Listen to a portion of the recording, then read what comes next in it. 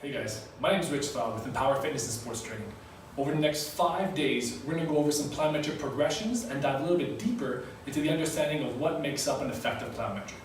The goal over the next 5 days is not only to dive into plyometric progressions and understand what makes a more effective plyometric, but is to show you exercises that are safe, fun, and made for all of us.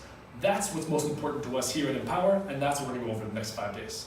First things first, a plyometric, we're just going to use the example of a jump squat. So there's 3 different phases of a plyometric, or 3 different phases of a muscle contraction.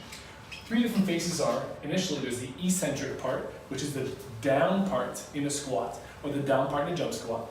There's the isometric phase, so we have the down part in the squat. The isometric phase, which is the change of direction, or like the pause, if you want to call it.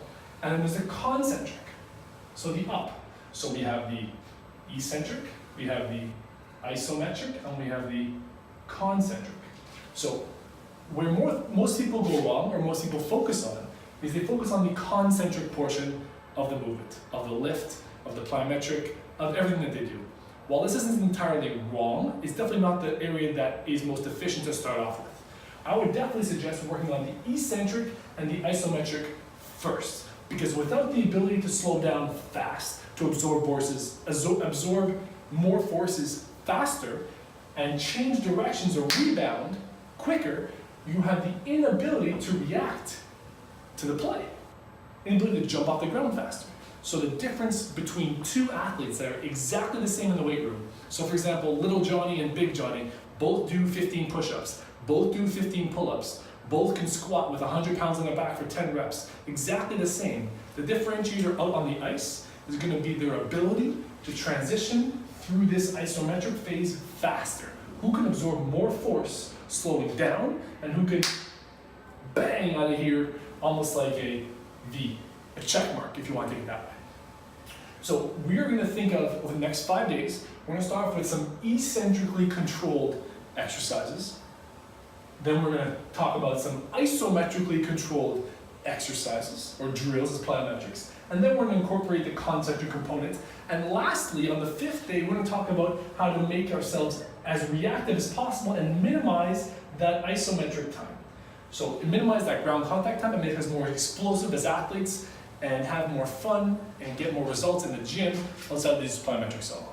When we're talking about the plyometrics going from general to specific, there is a pyramid that we should follow, some foundations that we should follow. So looking over here, I've already written out that the first things first is we have to lay down a foundation of general movement. So if we're talking about the theme of jump squats, first things first, we have to understand how to squat. Exactly, we're on the same page, I love it here. We have to understand how to squat. So there's no point of doing a reactive hurdle hop or a double tap or getting some balls thrown at you while you're jumping the hurdles if you can't execute a textbook, a perfect squat. So that has to be laid first. Next up, we can add some specialized movements. So in sport, it's a very reactive component. So you're right away, there's no slowing, absorbing, you just go. And if you can't keep up, you're left behind. So that's where on the 2nd stage, we can add a little more specialized, be a little bit more sport specific, if you will. So we can go from that classic squat to a jump squat over hurdles being a little bit more reactive. And then lastly, if we're making it sport specific, let's talk about hockey, for example. If we're making it more sport specific, we can do some unilateral, so one-legged work, and some hops over the hurdle to a lateral bound on the coach's go. Maybe put a stick in the hand, get a puck, get balls thrown at you while you're doing these plyometric drills. Something to make it a little bit more sport specific. But first things first, we definitely have to start at the bottom of this performance pyramid with general movements like squats. And we're going to see that in the weight room throughout the next 5 days. Next thing we'll go for more specialized, and lastly more sport specific.